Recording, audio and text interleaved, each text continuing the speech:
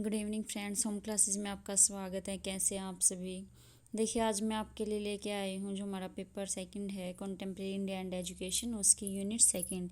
ये हमारी ये यूनिट रहती है बीच में जो स्किप हो गई थी, तो इसके बाद जो हमारा पेपर सेकंड है उसका जो सिलेबस है वो कंप्लीट हो जाएगा।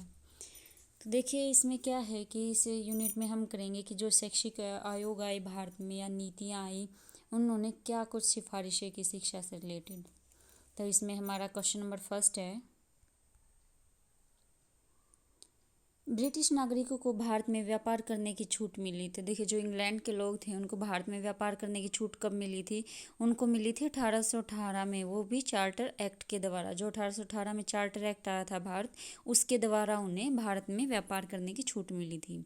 क्वेश्चन नंबर सेकंड है हमारा, poverty and un British rule in India पुस्तक लिखी। तो ये लिखी थी दादा भाई नारोजी ने। देखिए, बहुत इंपॉर्टेंट बुक है जो कि दादा भाई नारोजी ने लिखी थी।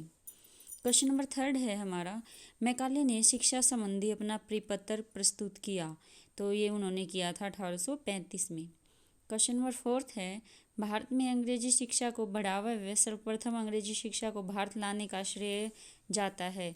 तो देखिए, भारत में सबसे पहले अंग्रेजी को भाषा शिक्षा को कौन लेकर आए थे और फिर उसको अंग्रेजी को बढ़ावा भी दिया गया था उनके द्वारा, तो ये थे लॉर्ड मैकाले।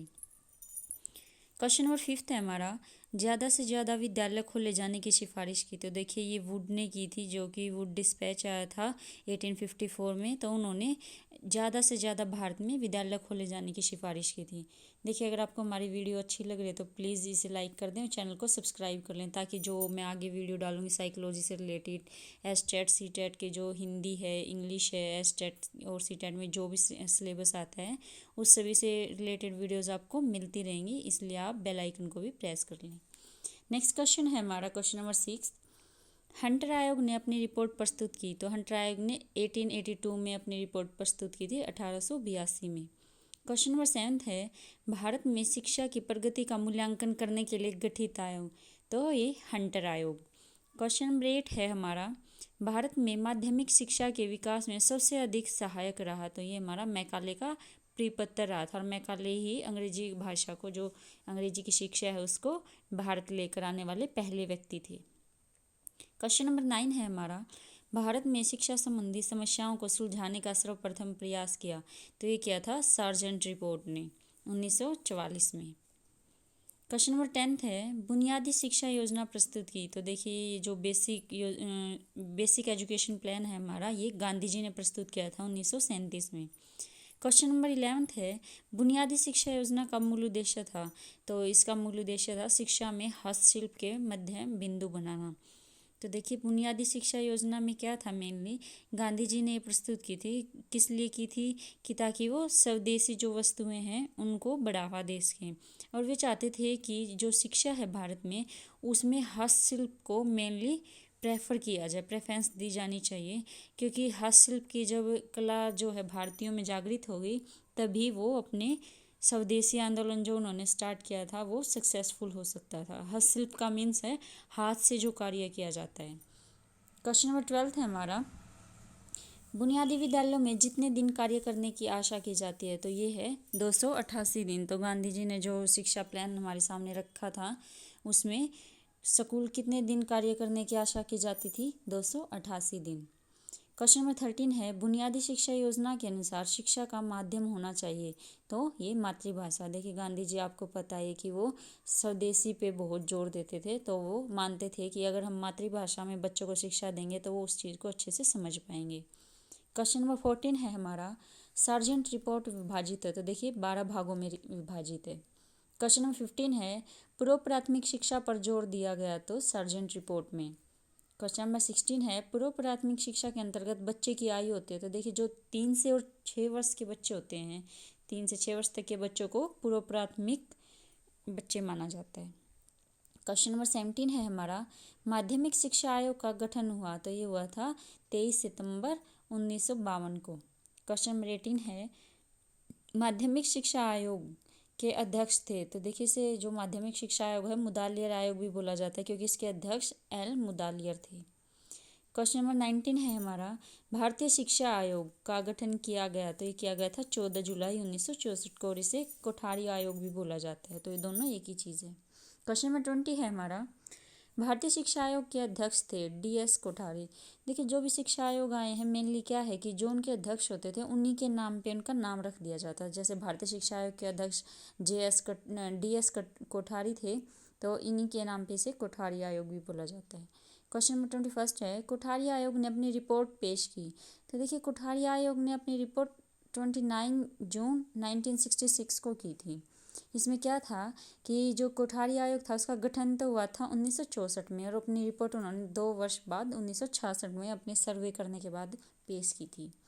क्वेश्चन नंबर 22 है हमारा, विज्ञान की शिक्षा को महत्व दिया। तो ये कोठारी आयोग ने दिया था विज्ञान की शिक्षा को महत्व।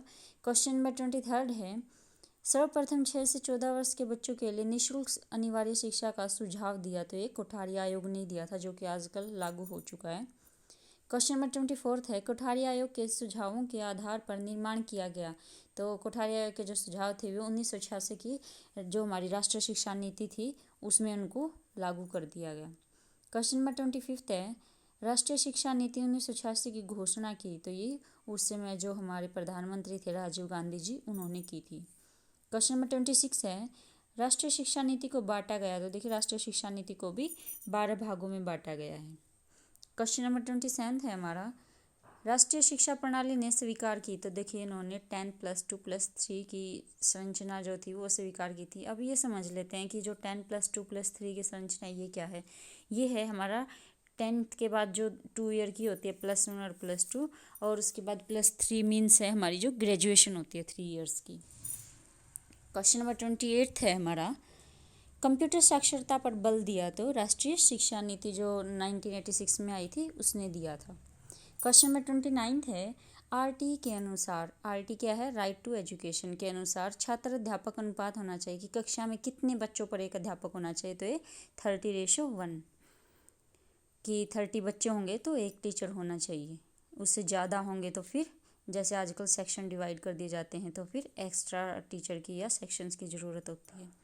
क्वेश्चन नंबर 30 है, स्कूलों में मूलभूत सुविधाएं मुहैया करवाने के लिए चलाई गई नीति। तो ये थी ऑपरेशन ब्लैक बोर्ड। देखिए ऑपरेशन ब्लैक बोर्ड में क्या था कि जो स्कूलों में मूलभूत सुविधाएं जैसे पीने का पानी है, कक्षा है, प्रॉपर फर्नीचर है, ब्लैक बोर्ड है, चौक है, या फिर बैठने की जगह है, तो ये सभी क्या है, ये मूलभूत सुविधाएं होती हैं, टॉयलेट है। तो ये इसके लिए जो योजना चलाई गई थी उसे ऑपरेशन ब्लैक बोर्ड योजना का नाम दिया गया था। क्वेश्चन नंबर 31 है हमारा, करिकुलम शब्द है। तो ये करिकुलम शब्द जो है वो लैटिन भाषा का शब्द है। क्वेश्चन नंबर 32 है, NCF की फुल फॉर्म क्या है, ये है नेशनल करिकुलम फ्रेमवर्क, और ये कब एस्टेब्लिश हुआ था, ये 2005 में हुआ था। इसमें क्या किया जाता है कि राष्ट्रीय पाठ्यक्रम जो योजना बनाई जाती है वो है ये, कि पाठ्यक्रम हमारा कैसे क्या कुछ रहेगा। क्वेश्चन नंबर 33 है, NCF 2005 में शामिल किया गया। तो स्वास्थ्य व शारीरिक विषय को 2005 जो NCF आता उसमें शामिल किया गया था, उससे एज ए सब्जेक्ट के रूप में। क्वेश्चन नंबर 34 है, निबंधात्मक परीक्षा की जगह वस्तुनिष्ठ परीक्षा को महत्व दिया गया। तो माध्यमिक शिक्षा आयोग जो आया था उसने इसे क्या किया था कि जो पहले निबंधात्मक परीक्षाएं होती थी लेकिन उसकी जगह इन्होंने ऑब्जेक्टिव टाइप जो क्वेश्चंस होते हैं उनको ज़्यादा महत्व दिया था। अगर आपको हमारी वीडियो अच्छी लगी तो प्लीज़ लाइक व चैनल को सब्सक्राइब कर लें। Thank you.